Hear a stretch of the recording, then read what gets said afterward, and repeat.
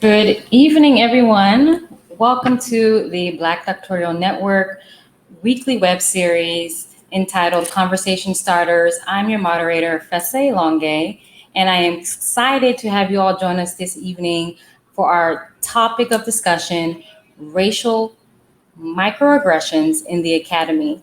And I'm excited to have some phenomenal panelists that will be joining us this evening. So we're going to go ahead and jump right in. Our first panelist joining us is Dr.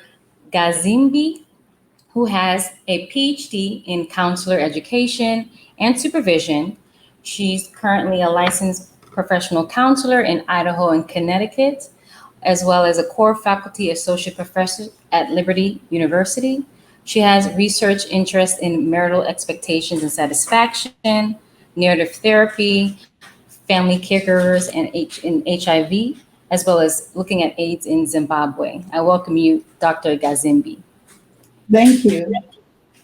Our second panelist joining us this evening is Dr. Nivishi Edwards, who has a doctorate in counselor education. She's currently a counselor educator, also has a virtual private practice. She has research interest in female faculty success, as well as counselor education and couple issues. I welcome you, Dr. Edwards. Thank you so much, Mr. Longe. Thank you. And our third panelist joining us is Dr. April Crable, who has a degree in counselor education and supervision. She's also a professor and co-owner of Fruition Counseling and Consulting Services. Her research interests include field experience, ethics, crisis, and trauma. I welcome you, Dr. Crable. Thank you.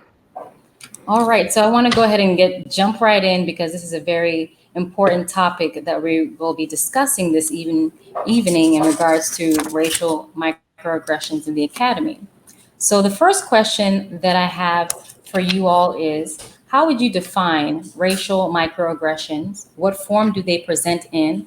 And who do they impact? I'll go ahead and start with Dr. Gazimbi. Thank you. So microaggressions are brief, everyday occurrences that happen. And these occurrences sometimes are verbal, non-verbal, they could be behavioral, but they denote they denote denigration of people of color. So it's something that happens, and sometimes people and the perpetrator won't be aware of it, but the one to whom it is directed can feel how it makes them feel. Okay. And normally these microaggressions are targeted at people of color. And as a Black faculty member, I experience that often. And I'm like the target from the staff, students, other faculty. Okay, thank you. Dr. Edwards, what are your thoughts? I definitely agree with you, Dr. Gazimbi. Typically, it's the case where people who are receiving microaggressions sometimes are even oblivious to the fact that that is what's occurring. Mm-hmm. And sometimes, as was mentioned, the perpetrator too may be ignorant. Sometimes it's an overt or a covert action that's taken place. However, one of the ways I've heard microaggressions described is it's a series of 1,000 paper cuts. And so you're cut consistently. Imagine going through your day, your week, your month, and someone is cutting you. You know what it's like to feel a paper cut. It's maybe insignificant, but it's definitely impactful. And 1,000 of those over and over again. That's how racial microaggression is sometimes described. Okay, thank you for providing that example that helps us making it more understandable as far as in real life. Dr. Crable.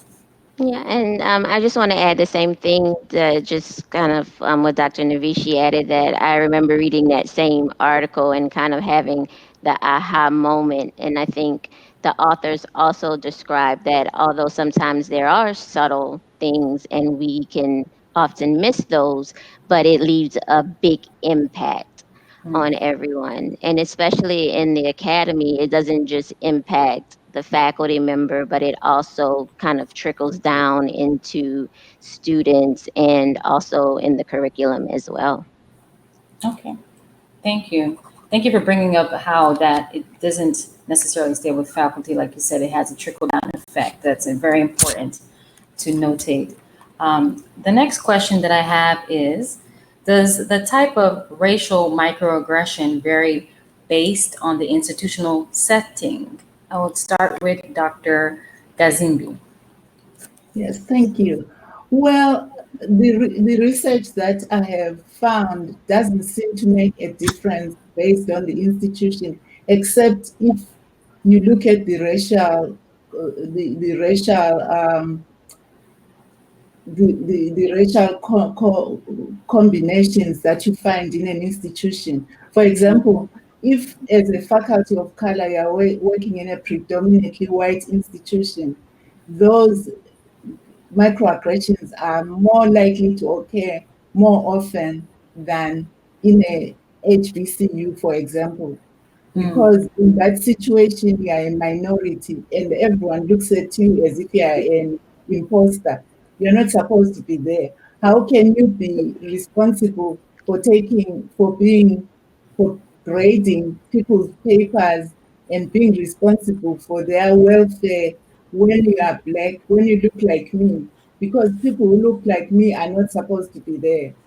mhm, So that is one thing. And I think I also need to talk about the different types of microaggressions. You have what I always term from a scale of 1 to 10, a 15 would be a micro assault, which is blatant. It doesn't leave you guessing as to the intent. It's discriminatory. It's just horrible. It can be non-verbal or verbal. It could be environmental, even. You have heard of people finding nooses in their offices, or it could be behavioral. It could be visual. So that is the worst kind of microaggression. And then the second type is the micro insult, which can be so all of them, so except for the micro assault, the other two that I'll talk about, they could be either intentional or unintentional. But the micro insult is supposed to negate your existence. For example, I was using the example that as a faculty of color, you're looked upon as an imposter in academia. And so people will say things that make you feel you don't belong.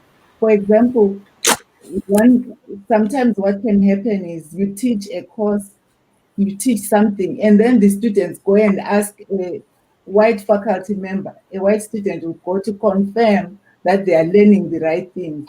That is a mm, micro insult. And then the micro invalidation is the one that where you feel already in a school you do not belong, but there are certain things that are done on an everyday basis that make it difficult for you to fit in. For example, if you are going to the grocery store and you're standing in line, instead of being served when you get to the clerk, someone leans behind you and wants to serve someone who is behind you, who is white perhaps. So those are the micro invalidations, unfortunately, are like the paper cuts that Dr. Edwards and Dr. Crable referred to as the paper cuts that are always happening. And those cause a lot of stress, and people end up with stress related problems due to that. okay, thank you for that. Thank you for really breaking down the types because I don't think a lot of the audience or even just in general people know how microaggressions can actually formulate. So that's very important to share. Dr. Crable. Yeah, I think Dr. Kazemi did an excellent job of answering that question, but I also want to talk a little bit about, I think, from my experience, the microaggression changes based on not the institutional setting by itself, but also the role that we are in that setting, whether it's leadership or whether it's faculty or our rank as faculty, or just if we are in admin positions. And I think that's also important as well, because I've witness or hear different types of microaggressions based on that person's actual role in the institution.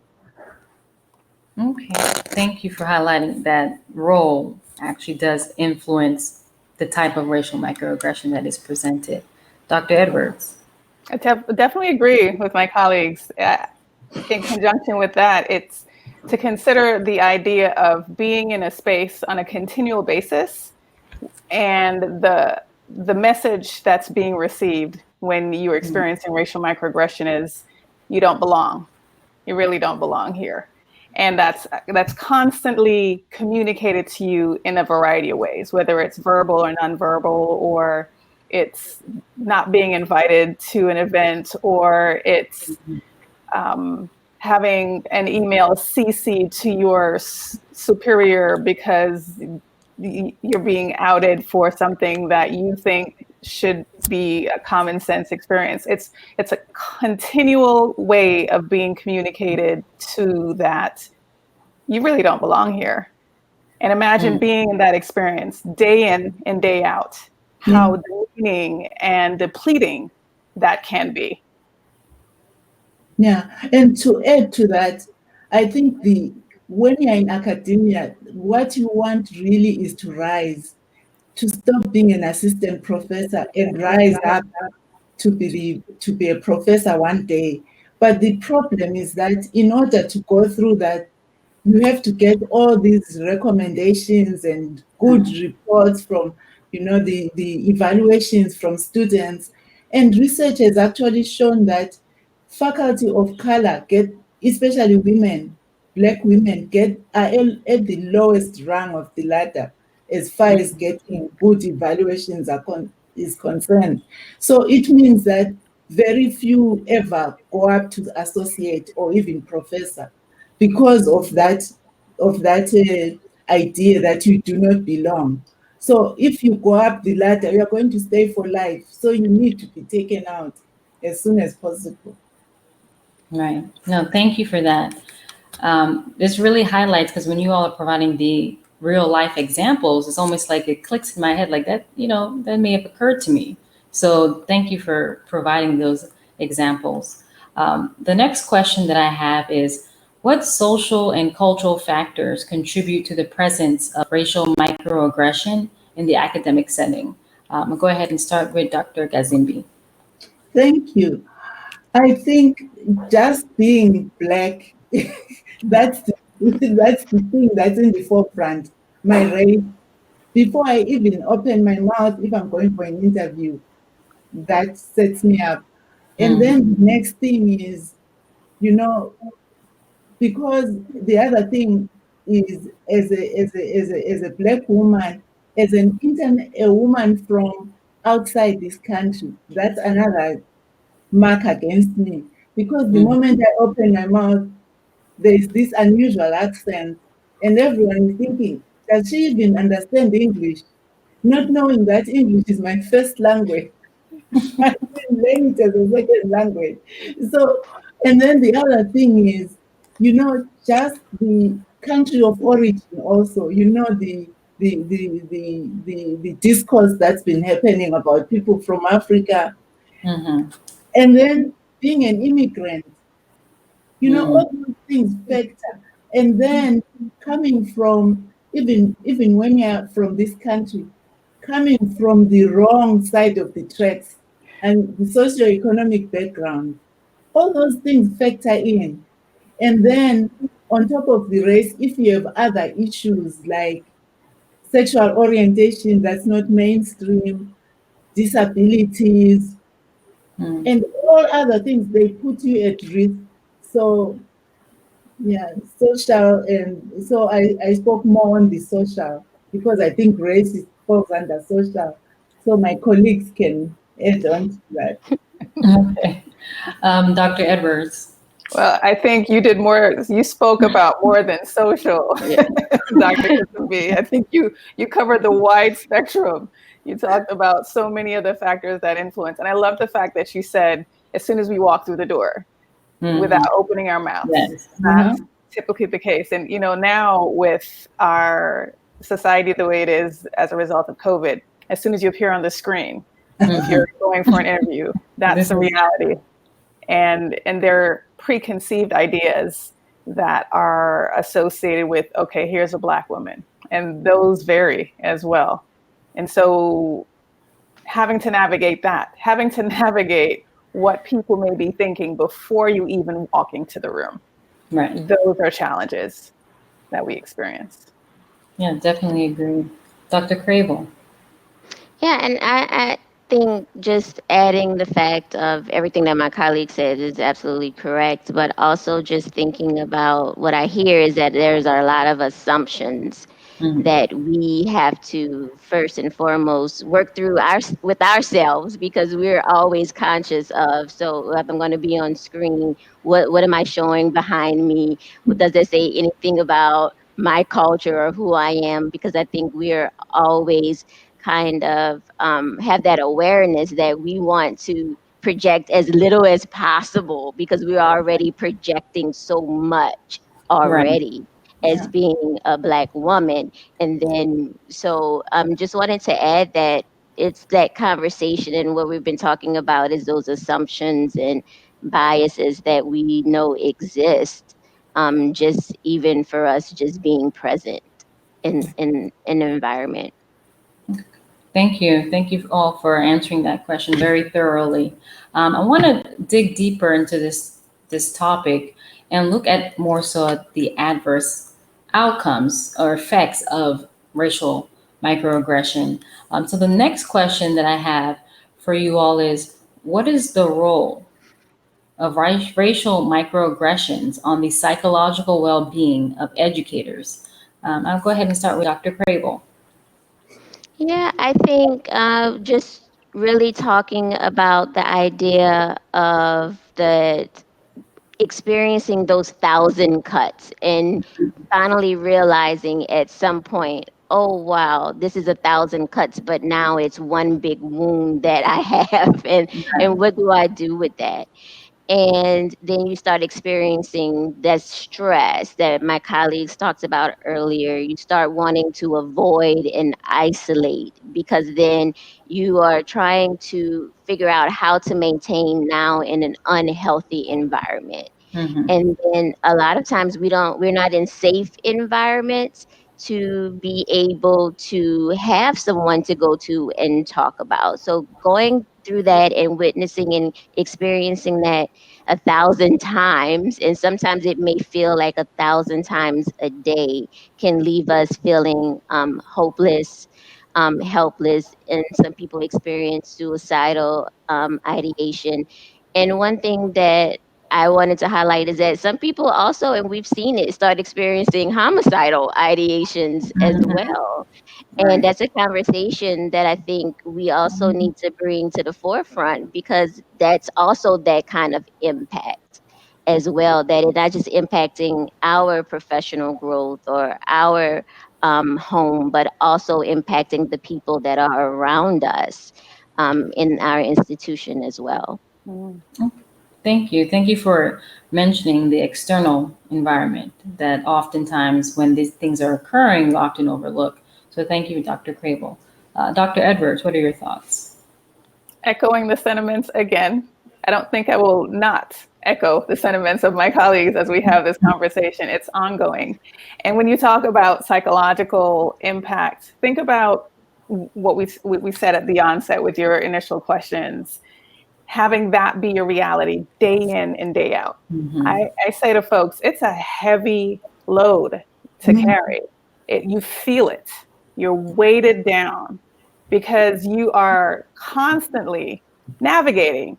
What do I say? When do I say it? How do I say it? When do I code switch? When is it necessary? Is it important to do it now? You are constantly navigating these spaces. That's a lot. On top of your job responsibilities. Mhm. That's in conjunction with, we don't just walk into an environment freely and say, I'm going to do my job, I'm going to teach my class, I'm going to grade my papers. It's how do I navigate these spaces in conjunction with that reality? So it's exhausting, emotionally exhausting, physically exhausting, because you're carrying the weight and you feel weighted down. And then you have to mask, really, because you can't allow folks to see that you're carrying all that stuff. So you Right. ready yourself for the stage, which is in your class or it's in a meeting. The impact is significant. I do want to say, though, and I'm not being biased, and this is not a plug for BDN, but I do remember my first BDN conference. Hmm. And I remember walking into that space and seeing all these amazing people that looked like me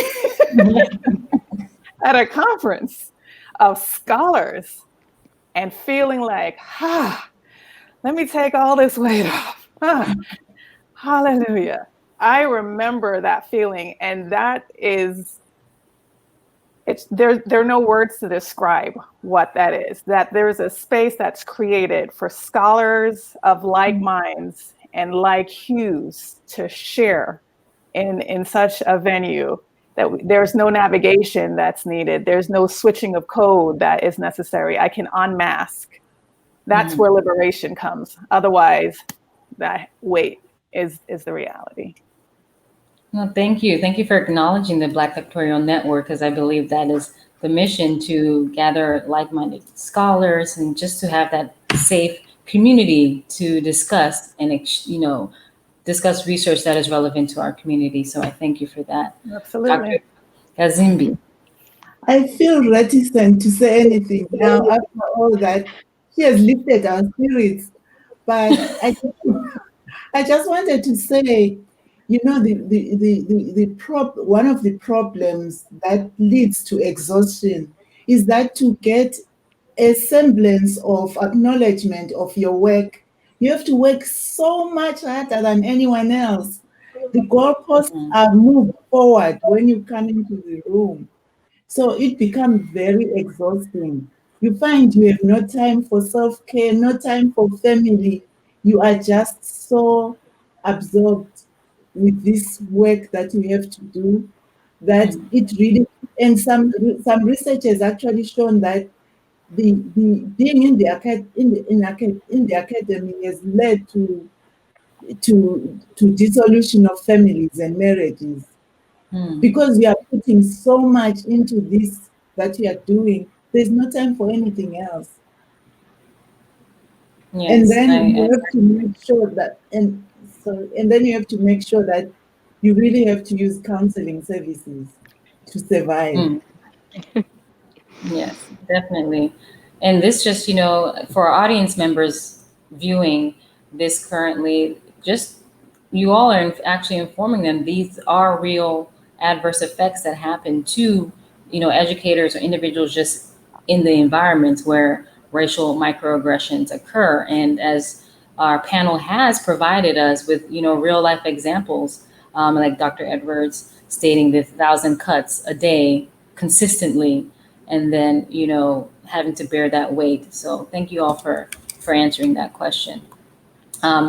So the next question that I have for you all is, do you think that the academic setting provides the necessary support to address the existence of racial microaggressions? I'll go ahead and start with Dr. Cravel.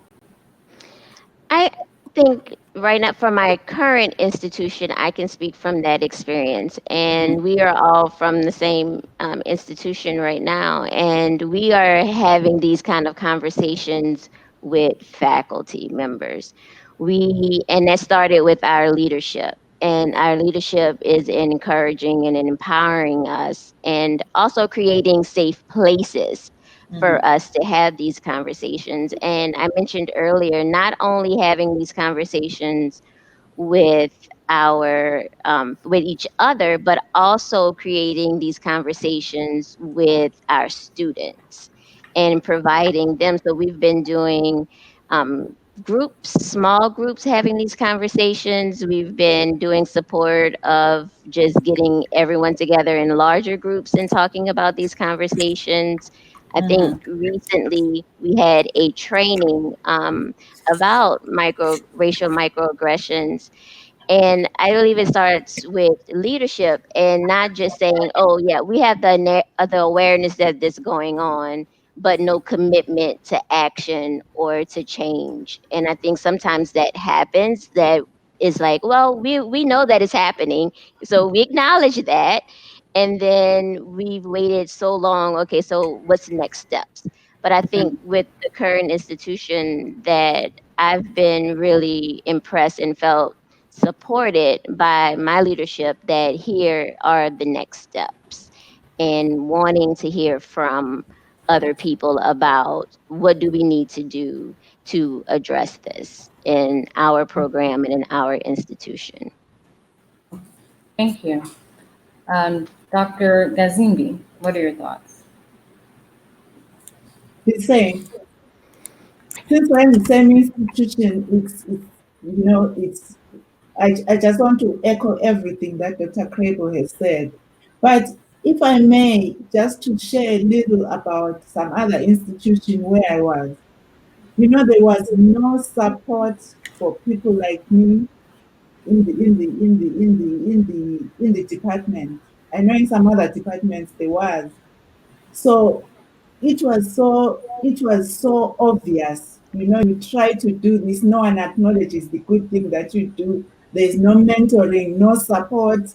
And then at the end you find that this is not a place I want to be, because of the loads that you are constantly bearing every day, and that it takes a toll on your health.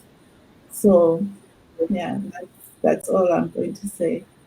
So thank you. Okay.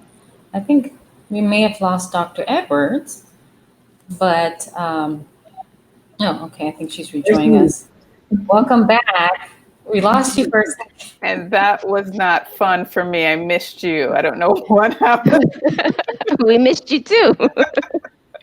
No worries. But it's your turn. So, what are your thoughts? Oh, with regards to fabulous. that question? I appreciate that. I definitely, so what Dr. Crable said was so phenomenal. It's comforting to be at an institution where you feel supported, where you feel safe, really, to have conversations as such, where the leadership doesn't necessarily look like you. Leadership is of majority culture, but are so aware and so desirous of change and want to effect change, that spaces and opportunities are created for these realities.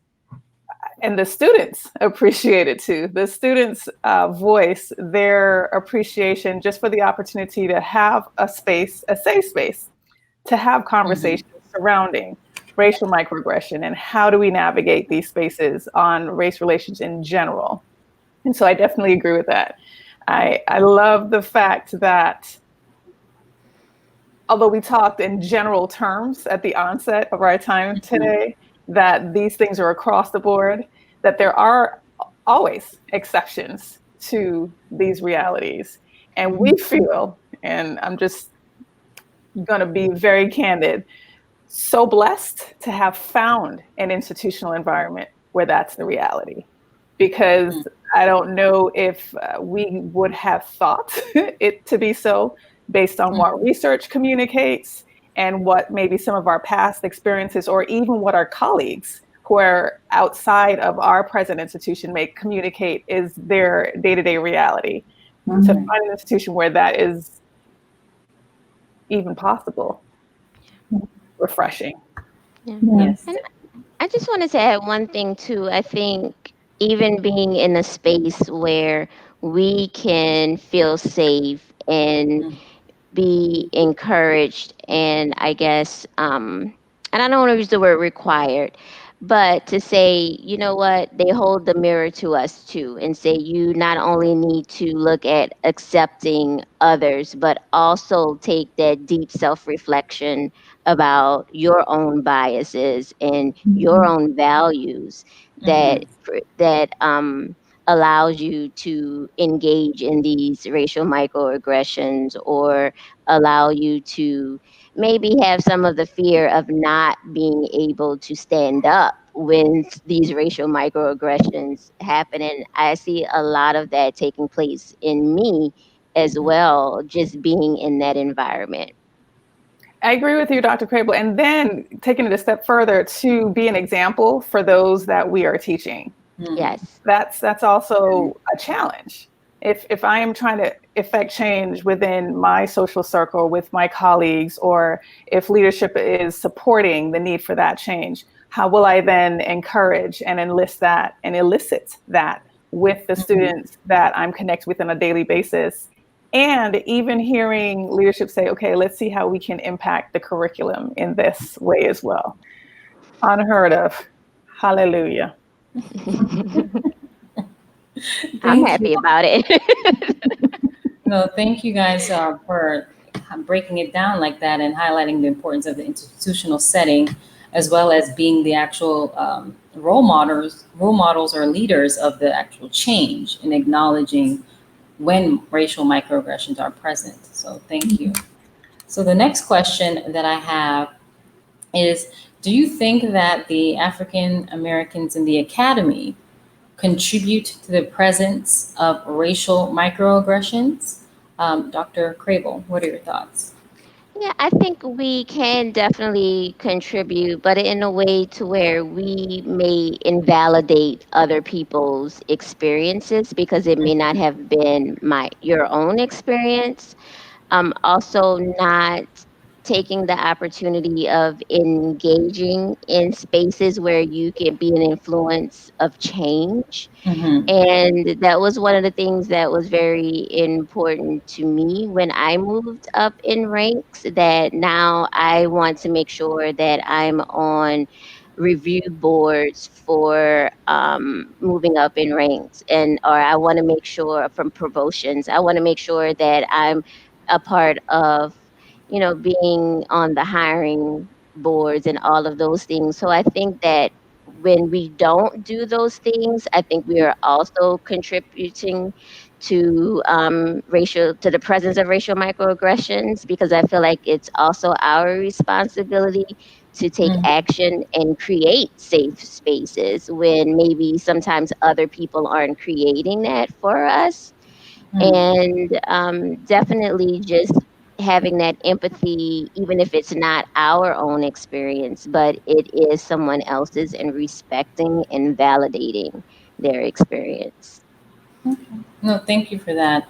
And you highlighted a very important piece with regard to that a lot of us may not even really look into. So I thank you for pointing that out. Dr. Gazimbi, what are your thoughts? I agree with Dr. Cradle. I think the other thing also is to realize that when we're in these spaces, we are role models for people who look like us. Maybe for the first time, they are in a place where they are being taught by someone who looks like them. So rather than contributing to the status quo by ignoring them, not mentoring them, I think it is our duty to stand up and help them as much as possible. If we see where they are failing, show them where they can get help so that they can get to where the other people are. Because often the high schools that people attend sometimes set them up for failure, where they go into college and they do not have the skills to be successful. So I consider it my duty to help those who look like me and those who don't look like me, so that I am there for a reason, to help them to succeed, to be the best counselors they could ever be. Thank you. Dr. Edwards. So the direct response to your question is yes. Not that African Americans in the academy do, but that they can contribute to the presence of racial microaggression. And because it's feasibility, as my colleagues shared, it's our responsibility to not do that. So if we are standing in front of a class of students and a Black student says, and this has happened, this is the first time in all my academic experience that I'm ever in a class with a Black female faculty. Then explore that and talk about that and encourage that behavior. Just today in one of my classes, I had a number of students talk about that and how encouraging it is and it has been to be in that space, to share that space. And so the responsibility is ours to continue to set the example and even encourage the more that our standing in front of these students represents. Because the words from the student today was, well, if you're there and I see that you've done it, it gives me hope that I can do it too. So to mitigate whatever they have been told or whatever they're navigating in their spaces, even in the present moment, by being present, fully present, even though, we talked about, mercy and the weight is so heavy, continue in that vein, despite that reality, because we have a responsibility to those who are coming alongside us. Or who we are coming alongside. Go ahead, Dr. Crable. No, I'm sorry. I was just wait till you're done. I'm done.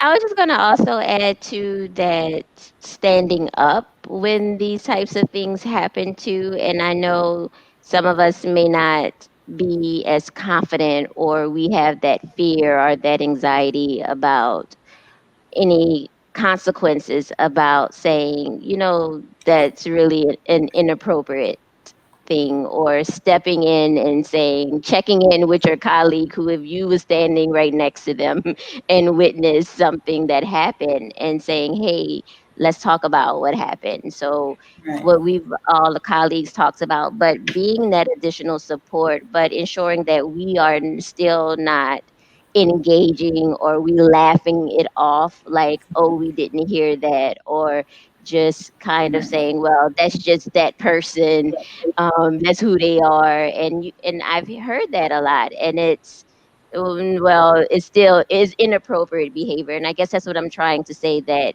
also figuring out our own voice of standing up for ourselves and saying, and not just for ourselves, but for other people, and saying, this is inappropriate behavior. Or if you hear that conversation going and you are part of it, say something, and just don't stay there and not address it.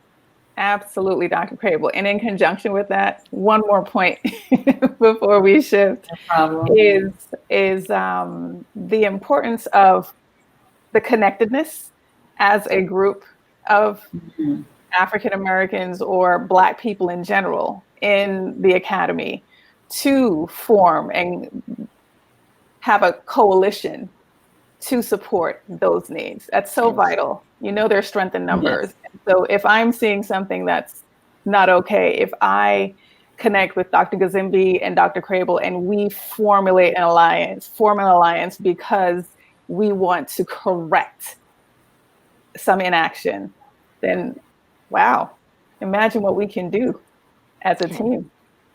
No, definitely. As you can see, the audience is agreeing with a lot of the points that you all are making. And I just want to take a moment to acknowledge them and thank them for tuning in this evening.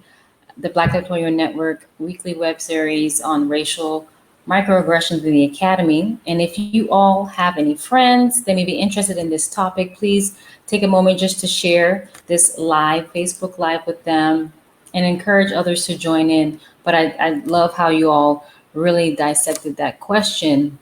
And a common theme that I heard you all state was that it is our responsibility at the end of the day to create that safe space through mentorship, through, like you said, coalitions, and just working together. And like Dr. Crable stated, addressing it when it occurs instead of turning a blind eye. That is something that's very, very significant.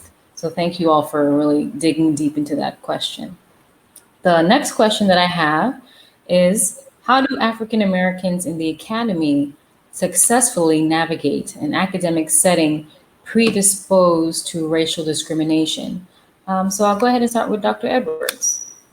Well, we talked about that mask that we wear. it's sometimes I feel like, you know, you're putting on your whole armor because you know what you're about to come against. And so you're ready. A part of that readiness involves that you're putting on your game face, that you have your A game, that you're working longer, harder, because you know that this is what is required. It's an unfortunate reality, but that is a big part of it. So if a requirement is to do 2, you're doing 5. If the requirement is to arrive at 8, you're arriving at 7:15. If the expectation is to leave at 3, you're leaving at 5. It's knowing that it's important to do more and to show up. When I think about showing up, that token that we see even in society outside of the academy is real. So you are the face in the committee, or if there's a special project, you are the face there. And the reality is it's challenging. It's challenging because there's usually, when the higher up we go in the academy, the less of us we see. And so we are used more to do more. And how does one navigate that when you have supposedly, Dr. Gazimbi mentioned it in one of the previous responses, you're supposed to have a life outside of academia. However, it's hard to navigate those spaces. So those are some of the things that are the reality. Okay, thank you. Dr. Yazimbi, what are your thoughts?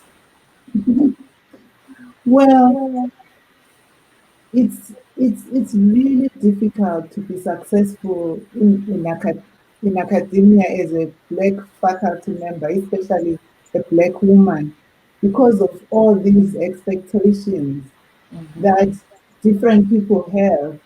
The students see you as someone who is supposed to take care of them, nurture them, not teach them. And when you are not doing the nurturing that they expect, they turn against you. And then you have some people who believe, so yeah, in a faculty meeting, there are ideas that are thrown around. You submit a good idea, no one says anything, they ignore it. And then someone else who doesn't look like you picks up the idea. Suddenly it's an amazing idea and everyone is running with it. So being successful is really difficult because of all these challenges. But part of what we have to do is to somehow overcome them. You know, some research has shown that people suppress their feelings to cope. Some people end up, consuming alcohol to get away from the realities of the workplace. And you can see it's not good because it leads to all kinds of problems. And then you have people also developing some physical ailments that won't go away, like high blood pressure and other stuff. So it's coping is really difficult, especially if you do not have a mentor or a supportive network. And often you have to find that supportive network outside your discipline sometimes or outside your university to make it. So it can be done, yes, but it's very difficult. Okay, thank you. Thank you for highlighting the reality of that. Dr. Crable. Yes, of course, I echo everything that my colleagues have said. And for me, and I know for them, I built a very strong community of people who are supportive of me, people who also can hold me accountable as well, but someone that I know that it is safe for me to just say, I am tired Right. today. I just, so when you can just kind of be yourself, so find that group to be yourself, and also being able to say, I just need a little bit more support, because sometimes it's hard for me and for a lot of us to ask for support, because so many times we equate that to, oh, we are weak if we're asking for support, and that strong Black woman, that narrative starts eating at you. And so for me, it's been a whole lot of, who's my healthy support system? Who can I take that mask off with? And someone who can just be there for me when I'm struggling on those days. And realizing, adding to what you just said, Dr. Crable, that sometimes those support systems are people who don't necessarily always look like us. Absolutely. Mm-hmm.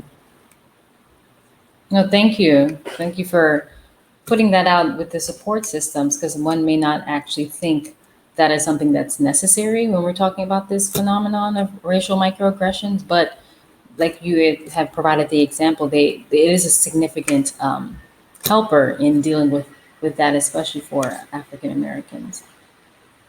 Now, the next question that I have, and we're going to switch this a little bit to looking more as it relates to students. Um, in what ways can racial microaggression in the academic setting impact student achievement? I'll go ahead and start with Dr. Edwards. Thanks again. So similarly to how we as faculty members are impacted would be the experience that our students have, especially students of color.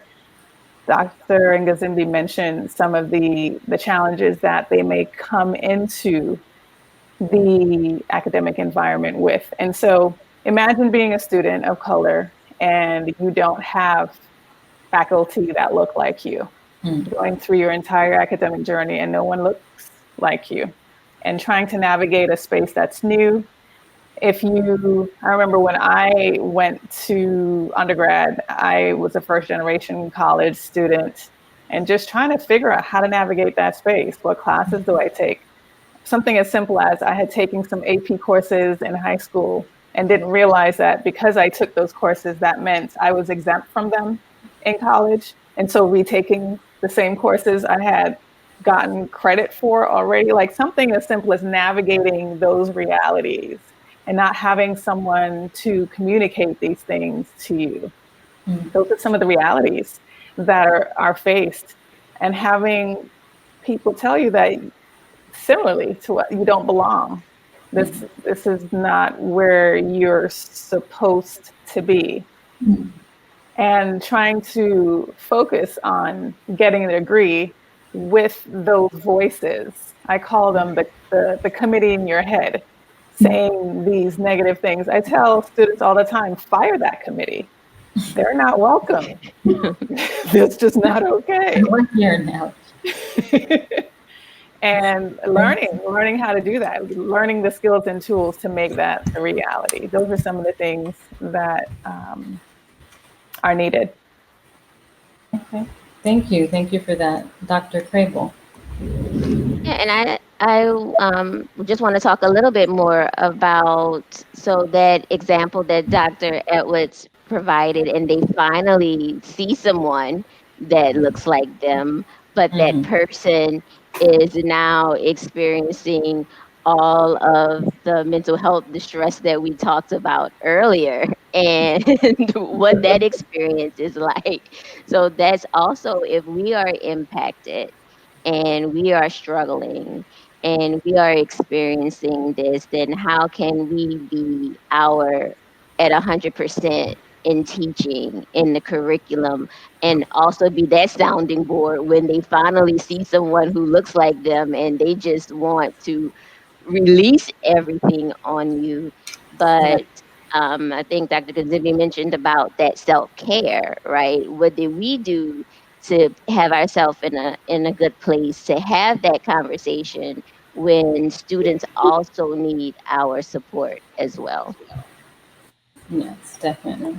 And this is why I wanted to utilize this question in the discussion, specifically because even though in the academy we're focusing on the educators, and that was primarily the focus of this discussion, but we have to also acknowledge the output and this is going towards the actual students. Dr. Gazimbi, what are your thoughts? Thank you. I think when you look at the students' trajectory from undergrad to, say, PhD, the need becomes even worse as they continue.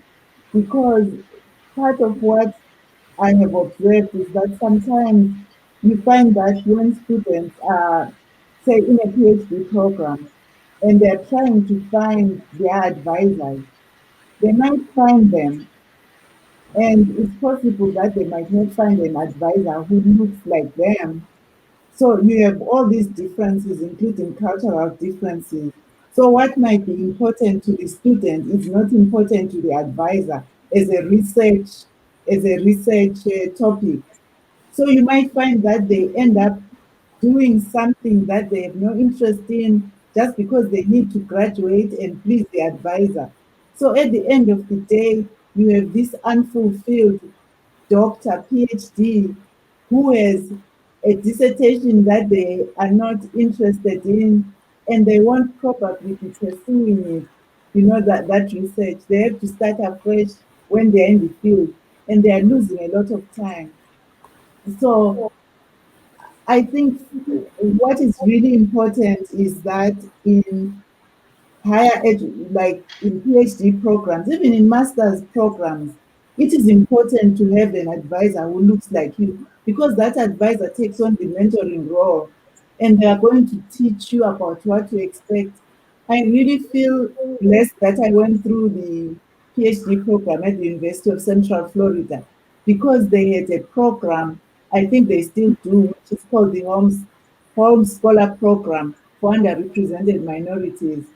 I don't know where I would have been if I hadn't been and exposed to that program, because I got so much mentoring from so many different people who look like me in many different areas.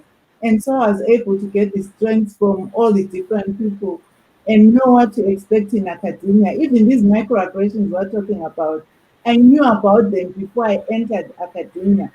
So when I was in academia, the only difference was, I'm like, it's so painful, but the stories are the same, when it was my turn to experience them. And because I had that mentoring from people who look like me, they were upfront and they told me these are the challenges you are going to face and you need to prepare for them. This is how you can prepare. Thank you. Thank you for sharing that information. So the next question that I have for you all is, we've talked pretty much about the different types, the forms, the adverse impacts. Now we want to move to some recommendations. So what are some ways that we can address racial microaggressions in the academy? So I'll go ahead and start with Dr. Edwards. So awareness, I tell folks that awareness is the first step toward change. If I know what it is, if I can see it, smell it, look at it, know it, then I can make some adjustments to it by some of the things we talked about, by becoming aware of it and speaking up against it and holding myself accountable and others accountable to address the issues that are present. And courage it will take, but calling folks out on it when it's something that you are experiencing and maybe educating them about the proper way to engage with you or someone else. Those are definitely some of the ways that we can address racial microaggressions in the academy. Okay, thank you. Dr. Gazimbi. Well, my thoughts really are about um, maybe exposing people to new knowledge, like cultural humility. But the problem is, even if you expose people to new information, I'm talking about institutions now, if they are not sold on the idea, it doesn't matter. It will not happen. And so I suppose one way would just be like Dr. Edwards said, just do my part, whatever I can to change the status quo. is what I'm going to do. And then look for allies that can work with me in trying to effect that change. Thank you. Dr. Crable. And I just want to just add, I think everything was said so beautifully already, just engagement and continue in conversation and putting yourself out there and being vulnerable. Thank you. No, I really want to thank you guys for breaking down this topic because, in the forefront, when you see it, some may not really understand what it is. And I just want to thank you all this evening because this is actually the conclusion of our discussion. I just want to thank our panelists for joining us this evening, for providing this phenomenal, very imperative information with regard to racial microaggressions in the academy. And for our audience members who are tuning in, thank you so much for joining us. Please, if you want to hear more topics like this, we have a conference coming up October 29th through the 31st virtually. And to register, please go to blackphdnetwork.org at 2020 conference. And before we go, I wanted each of you all to provide your contact information to the viewers so they can connect with you to further discuss this topic. So I'll go ahead and ask for Dr. Crable. What's your contact information? So I'm going to put it here for you. Let's see. Oh, there it is. Thank you. And Dr. Edwards, how can we get in contact with you? I'm sure it's going to magically appear as well. There we go. drnavishi.com or contact@drnavishi.com. Thank you. All right. And Dr. Gazambi. Oh, it's mgazezad@yahoo.com. Thank you. I want to thank you all profoundly for taking some time out this evening to educate our viewers with regard to this topic. Again, this is the Black Doctoral Network weekly web series Conversation Starters. I am your moderator, Fese Longe, and I want to just thank you all again for joining us this evening and to see you next time. Ms. Elonga, you've been a wonderful moderator. Thank you so Yes. much for having us. Thank you. So kindly. I appreciate that. Thank you. You all Thank have you. a wonderful, wonderful evening. Thank you. You too. Thank you.